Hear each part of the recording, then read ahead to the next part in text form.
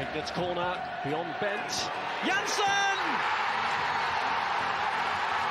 And Blackburn Rovers are 18 minutes away from a Premiership return.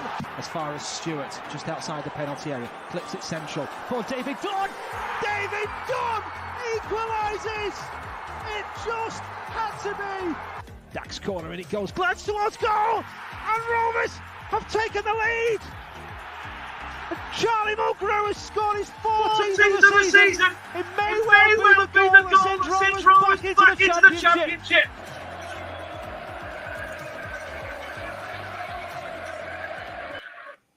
Good afternoon and a very happy Easter to all of you Rovers fans, and welcome back to another live edition of On the Other Side with me, Ryan Hildred from Rovers Chat. Last time out was the real low point of the season as Rovers fell to a desperate defeat away at Wycombe Wanderers on Good Friday. But there is a chance to put that right tomorrow afternoon as we welcome playoff hunting Bournemouth to Ewood Park. And I'm delighted to be joined by Cherries fan Rob. How are you doing today, Rob? Afternoon, Ryan. Yeah, not too bad, thank you. Happy Easter to yourself, mate. Thank you. We've both had the exertions of Easter hunting this morning, so we can chat about football now, can't we? So there we go. Rovers fans, if you are not subscribed to our YouTube channel, please hit that subscribe button. And of course, please turn on all notifications using that bell icon. And please give this video a like and all of our other videos a like across the Rovers Chat platform. Super Chat is available as it always is. But as we always say on the show, and before we do get started, just a couple of reminders that we are sponsored by Blue Rose Capital. And we are also sponsored by 6yardsout.com. The Rovers Chat YouTube channel is proudly sponsored by 6yardsout.com. They've got retro football from every era with mugs, phone cases and much more. They also have plenty of Rovers goods, including apparel with the famous 94-95 season and this season's kit. Check them out using the link in the description below. Thank you to our very, very kind sponsors, and good afternoon to you, Chris. Hope you're keeping well, mate. So, Rob, let's get stuck into the match preview then. If I am being honest with you, I think Bournemouth are having the season that I expected you to have, because it just felt like before the season started with Eddie Howe leaving and then that transition away from those experienced pros that really help you stay in the Premier League, felt like there was a lot to do, which is why I didn't think you would get automatic promotion, most certainly.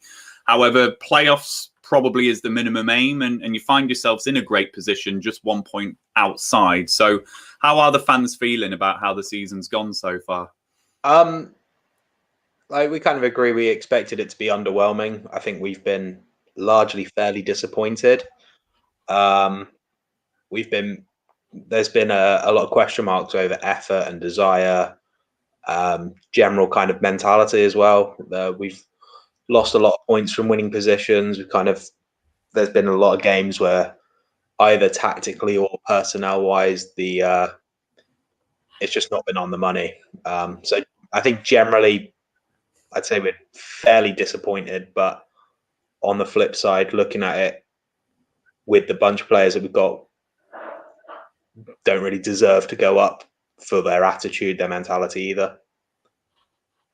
Wow, I mean, so that's obviously a pretty stinging feedback. But you obviously did change the manager at the end of February when Jason Tindall was sacked, and I'm guessing that Bournemouth fans were hoping for Tindall to be a success. You know, within part of that journey up to the Premier League, it would have been really nice for you for Tindall to take you back up, or for you to do well this season. So where did it go wrong for Tindall? And I think I did see on social media some fans were maybe surprised or a bit disappointed with the sacking. So where did it go wrong, and where do you stand on it?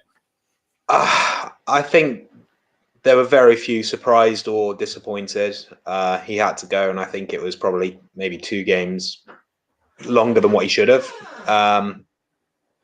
I think, as we said in the preview for the last round of fixtures, he was a good choice for the quick turnover, although uninspiring.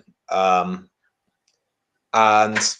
we'll see. I think his kind of blind commitment to a formation that didn't suit us was a hindrance. He was very keen on playing with a back five. And when you're playing against home against teams you should be beating and should be attacking, it's negative.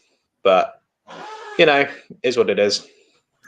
Yeah, and I think there is a fear in the Rovers fan base. Obviously, Tony Mowbray's under some huge pressure in the fan base, at least at the moment. And there is this talk of, well, what happens next if you sack a manager like Mowbray? And obviously, Bournemouth chose to go for Eddie Howe's number 2. And I think there is a fear in the Rovers fans that, if we do get rid of Mowbray, that we could end up with someone who it might be their first job or is a complete unknown. And, where does that leave you? So I think, we do need to look at Bournemouth probably and think, just be careful with that next managerial appointment, most certainly.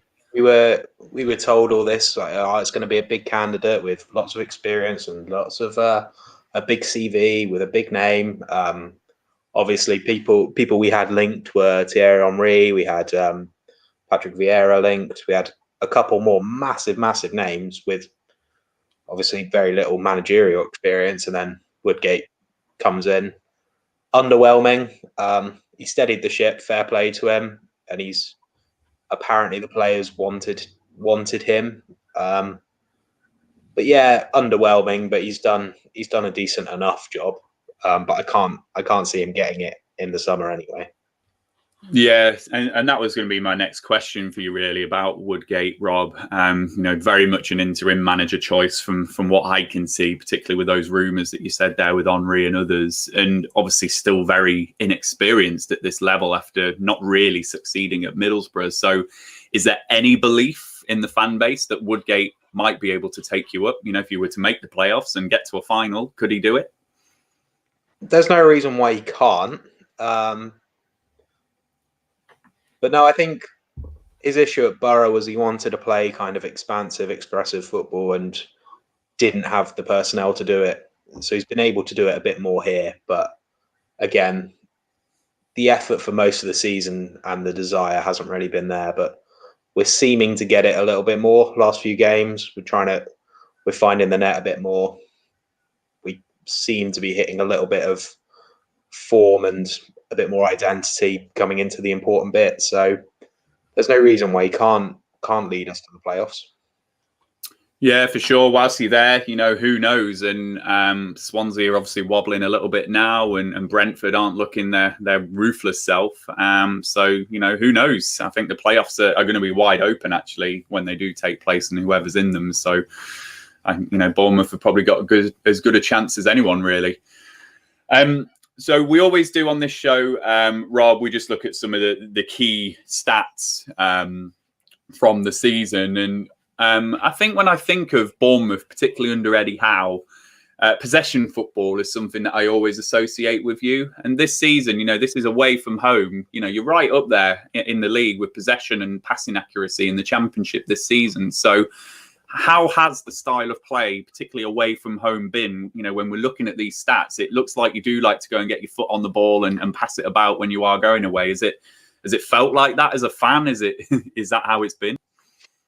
Well, just by looking at what we spoke about earlier, obviously our record away is pants anyway. So it's all well and good having a lot of possession, but if you're just knocking it around the back, trying to look for an opening, it's not as it's just a number rather than an important figure of the game. Yeah, there's been a lot of cluelessness, perhaps, trying to break teams down. If a team have set out to defend, we kind of struggle. So. Yeah, and we've had those struggles this season as well, because Rovers are also up there in the possession stakes, and Mowbray is a manager that does like to get the ball down and have that possession gain. But, if we just flick back onto this table, if we're looking at, the points that you've gained, it's a bit more mid-table, isn't it? You're having a lot of the ball, you're having a lot of shots per game, there's a lot of passing accuracy there, but, it's not translating into those points. So it probably sounds like, not as extreme as Rovers at the moment, but probably sounds like you're having similar struggles to what Rovers have had when we've got that ball. I think our main issue is either not creating, which we've done quite a few games where we've just really struggled to get shots away and create things and stuff like that. But also we just seem to have a really soft underbelly. Just kind of once we got 1-0 up, we either just sat back and just thought the players were good enough to do it, or just, I don't know, just panicked. I can sense your frustration. Certainly, that's coming through, Rob. And yeah, look, Callum's picked this up. As Rob, a Blackburn fan, he sounds like one. We're having exactly these same issues, and Chris has picked it up here as well. The magical possession-based football. Mowbray has been quite vocal in the press that he believes if you get promoted out the Championship, you have to have possession of the football. And he always talks about sides that have possession and get promoted, but we're just not seeing the results of that, particularly in this second half of the season. You know, it's just not translating into results for us, and we're 1 win in 13 at the moment. So I just want to move on then, Rob, to your key performers this season. And again, Rovers fans watching this will be familiar with this graphic. So across goals, assists and ratings on whoscored.com, you know, these are your key performers. And the first man I want to talk about is Arnaud Danjuma. He scored the winner against Rovers on the opening day of the season and looks a really key player for you when you look across those goals and assists there. You know, joint top of the assists there with 5 and 10 goals as well. And then obviously his rating is the highest at the club. Seems a really confident lad as well. I saw him on a Sky Sports interview. I can't remember who you played, but he was really, really cocksure of himself. So how good has he been this season, and what does he bring to your side? No, go ahead. Yeah, he's definitely not shy. As soon as he has a goal or an assist, that's his Instagram and Twitter feed backed up for a week. So he's quite happy with that. Like, yeah, he's good. He's one of those. Obviously, being such a mercurial talent, he's quite frustrating sometimes because he's got more of a free role license. He does leave Rico or Kelly, our left back, exposed quite often. But yeah, he's one of those players that can pluck a bit of magic out of nowhere. Definitely. And then if we just stick with this graphic, you know, Dominic Solanke is a player who has had his critics, particularly last season when he was having that barren run in front of goal and obviously the price tag from Liverpool. Seems to have found his feet a little more now, and he's your top goal scorer there with 12 goals. So what's changed for him in these recent weeks? Well, obviously he's been the main guy.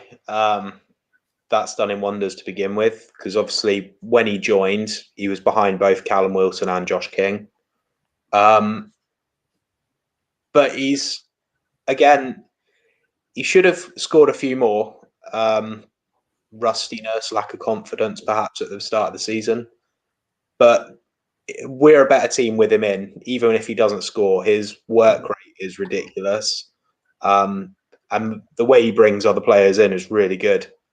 So yeah, I think he's almost more of a number 10. He's very creative. He's clever. He's intelligent with the ball.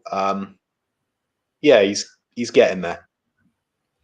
Yeah, and the other man I want to talk about is David Brooks, because you know when he broke through at Sheffield United, it was like, wow, this kid can play. And I think I'm right in saying he's had a couple of long-term injuries at Bournemouth and maybe not been able to explode onto the Championship scene this season, but he's still up there with 5 assists. So, you know, how's Brooks been playing? Is he back to full fitness? You know, how's he been for you?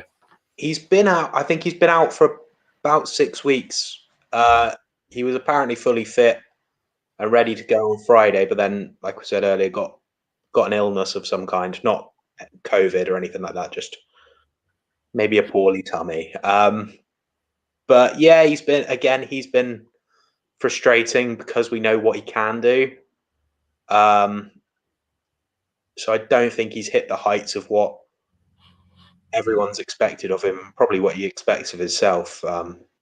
He's been, mostly disappointing this season, to be perfectly honest.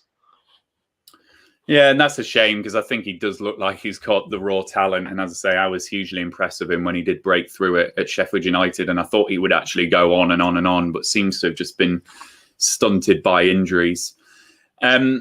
So if we move our focus onto the game then, Rob, we are right at the business end of the season now with 8 games left to go. As I said, Rovers are on that horror run of form. We're 1 win in 13 games.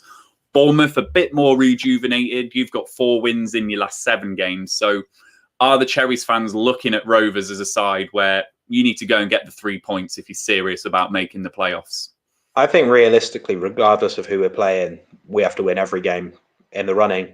Because we've got a lot of teams around us all angling for it, and we're outside the rank. So regardless of who it is, we need to win.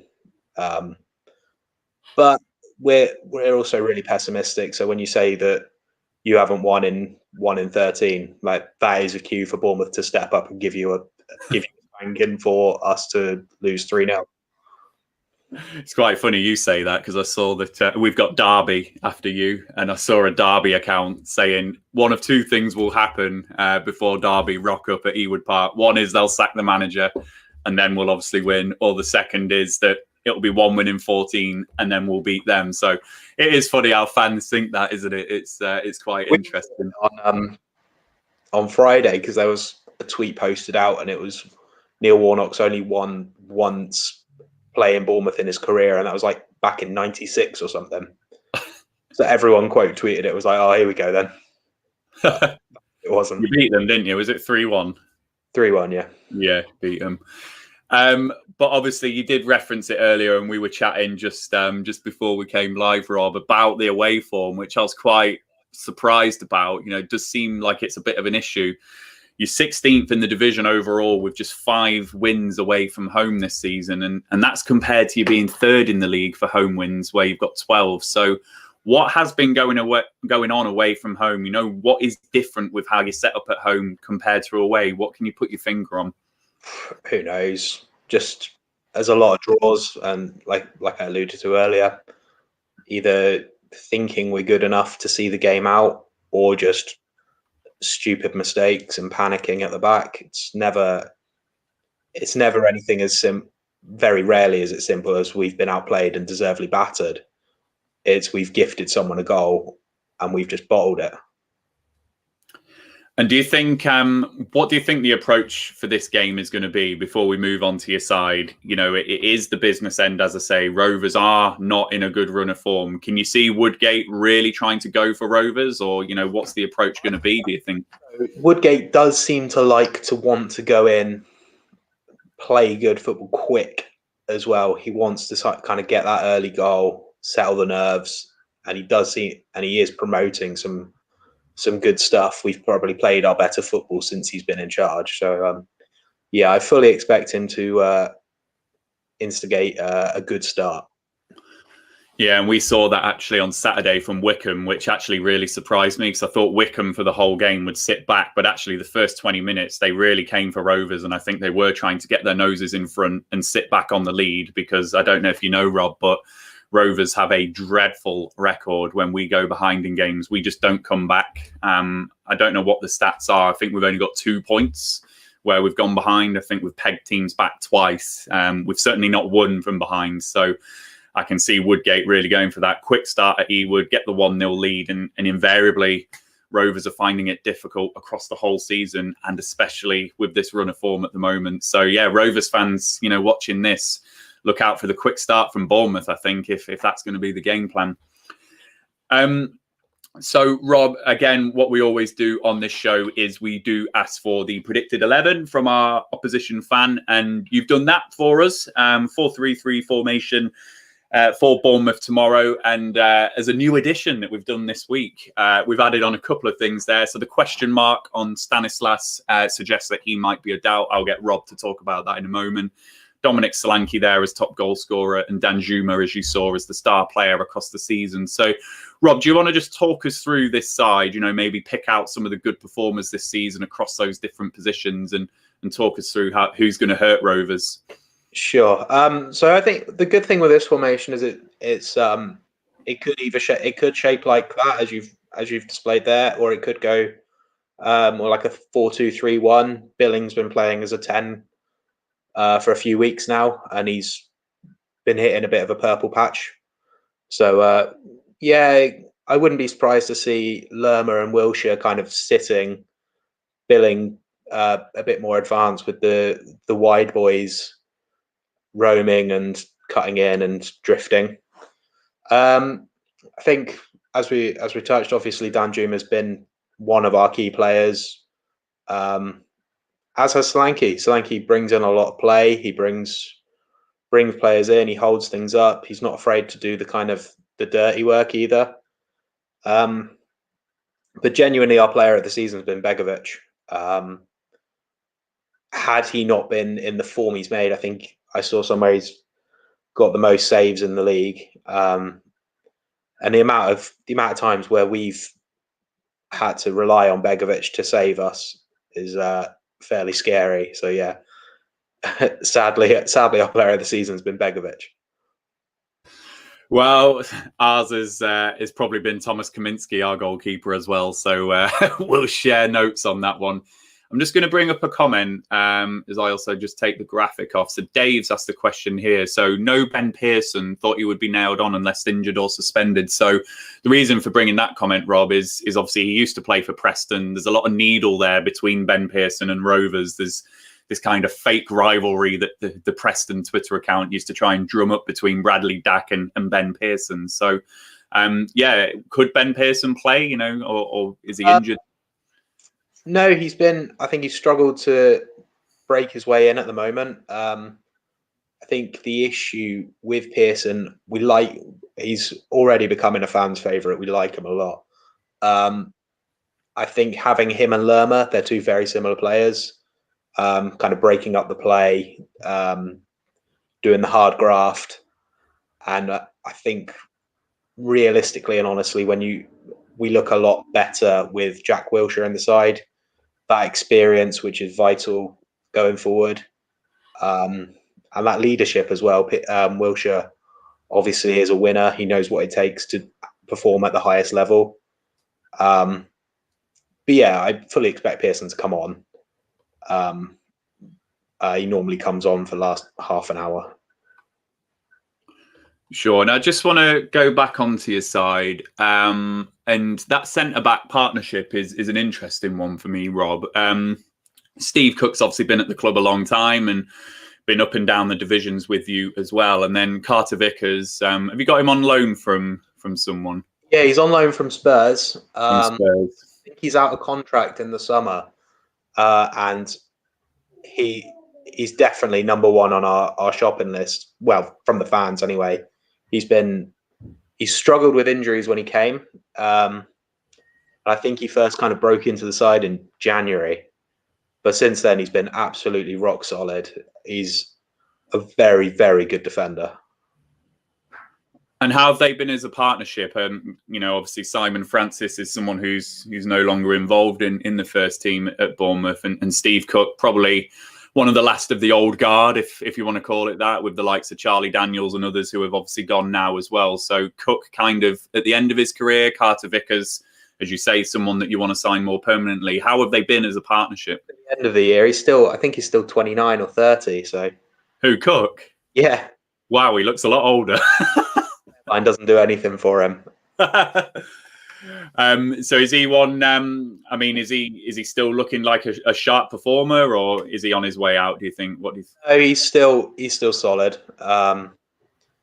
Again, he's had to kind of help out a lot with a lot of inexperience, perhaps. So he's stepped up, but as with all ball playing defenders, he's always got a mistake in him.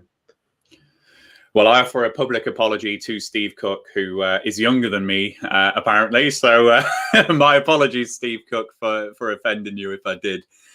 And Rob, just as a final question before we go on to the score predictions, if we look back at the game at Dean Court, it was your first game back in the Championship. It was the opening day of the season, of course.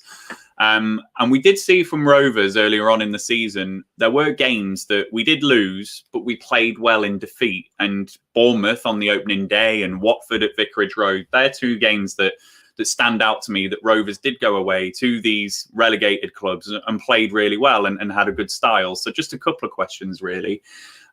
What did you make of Rovers that day? You know, were you impressed with us? And what's been your view on how our season has really kind of unravelled? And obviously we find ourselves lower bottom half now. Yeah, I thought, obviously we had a chat after the game. I thought you played really well. It was an awkward one where I think we did edge you, but you didn't deserve to lose either. It was kind of on that unsteady grounding there. I thought, obviously you had a very kind goal from Johnson. Yeah, I thought we did probably deserve the win, but you were also unlucky to lose. And yeah, I think because you've had Dak out injured for quite a long time in the season, haven't you? Yeah, he only came back. He came back at the end of December and got his first goal in January, and we only had him for 10 weeks, and he's done his other knee. So yeah, he's been out. Because he's a player I always admire. I wouldn't mind him being at Bournemouth, but I think and it shows when you lose such a big player that it's going to obviously have a massive effect on you, isn't it? Yeah, it does, and it has been a desperate run of form for Rovers, particularly in 2021. We were looking all right before this run of 1 win in 13. I was looking at the table. We were only 3 points off the playoffs, and I think it was actually Bournemouth at that point actually who were in 6th spot. We were 3 points off you, and then QPR away was the first defeat in this 1 win in 13 run, and we've really just spiraled out of control to where we are now. And yeah, tomorrow is going to be a tough game for us. It's not going to be easy, and I think Bournemouth will be spotting the opportunity to kind of hit us whilst we're down. So tough game, absolutely. So we're going to move on then, just the final bit, Rob, just to get your score prediction. So, you know, how do you think the game's going to go? You know, even with Bournemouth's away form, are you feeling confident? You know, what are you expecting? What's your score prediction? And Rovers fans, please load in your comments as well, and we'll run through those before the end of the show. As we said earlier, I think we'll probably go for it and be quite intense to begin with. I think we'll edge it, and I think it'll be 2-0 to us. 2-0. Alexander, I need you to cheer me up somehow. I don't think I'm going to be able to, Alexander. I just think that this run of form is not good for us. And I think with what Rob was saying there about Bournemouth potentially going for the quick start, trying to get that goal, I don't think that's going to suit Rovers. We saw Wickham really cause us some problems on Saturday. And I think if Bournemouth go for that as a game plan, get their noses in front and then defend it out, you know, we've seen that before, haven't we? So I'm just going to have to go for an optimistic draw. I can't see Rovers winning this, but I'm going to go for a 1-1 draw is what I'm saying, Rob. But I'm not expecting a good game from a Rovers perspective. We are really tailing off. And I think the next game, Derby at home, is one we have to win in my eyes. We just cannot be getting sucked into a relegation battle. You know, teams are picking points up below us. Rotherham have got those games in hand. So we just need to be careful. We can't be complacent. We can't be thinking we're not in it, because we could be if this carries on. If it gets to 1 win in 15, 16, 17, you know, that's not a good run of form. So we've got some predictions coming in, which Chris is going 1-0 Bournemouth, Dizzy's going 2-0 Bournemouth, and Dave going 2-1 away win. Sadly, we're in free fall and they need the win for the playoffs. And that kind of echoes my sentiment, Dave, that just feels like a game that Bournemouth will come, get the job done, move on to the next, and probably get yourself into that playoff reckoning. So there we go. We are not feeling optimistic about this, Rob. So we've probably given you a little shot in the arm for tomorrow's game. Well, you know, like we said earlier, it'll just be a very Bournemouth thing to turn up and just get spanked then. Well, hopefully we can. Hopefully we can surprise. We have done it at times this season. We went to Norwich the game before last and got a draw, and got that great draw away at Brentford when we were down to 10 men. It is in our locker. It is there, but whether it's going to come out, who knows? Callum's gone 4-0 Bournemouth. So there's not a lot of optimism. I think my draw was the most optimistic prediction. So there we go. So Rovers fans, you got a few minutes to get your predictions in before I end the show. But Rob, I just want to say thank you for giving up your Easter Sunday. It's glorious weather outside, so I'm really grateful for you stepping inside to come and chat. In a minute, so it'll be ready for me to swan it and steal a burger. Excellent. That sounds great. Oh, Alexander's gone for a 1-1. Good on you, Alexander. So a draw is the most optimistic we are getting on this Easter Sunday. So apologies, Rovers fans. As I say, if you are not subscribed to our YouTube channel, please hit that subscribe button. Please give this video a big like and turn on all notifications so that you see when all of our content goes live. Whether we are going to lose this game tomorrow, we will be back live tomorrow at about 2:30 for the live watch along. So come and join us. We've been having a blast with them, Rob. Even though we've been losing, we've been having an absolute blast on the watch along. So come and join us on the Easter Monday. We'll get some beers out. We will watch the game and hopefully see a Rovers win. But if we don't, we will have the usual fun that we do. So yeah, Rob, I'll give you a big thumb up. Say thank you, mate. Thanks for joining us. Thank you, Rovers fans, for joining us on this Easter Sunday as well. And I'll just leave you with our 2 sponsor messages. The first from Blue Rose Capital and the second from 6yardsout.com. See you later, everyone.